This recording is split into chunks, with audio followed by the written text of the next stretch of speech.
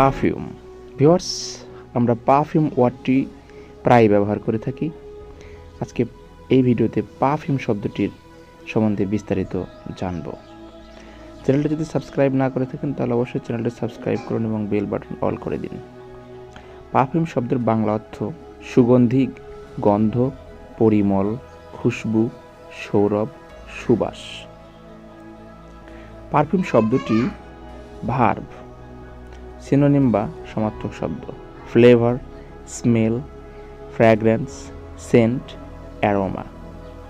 Sentence: perfume expresses personality of a man.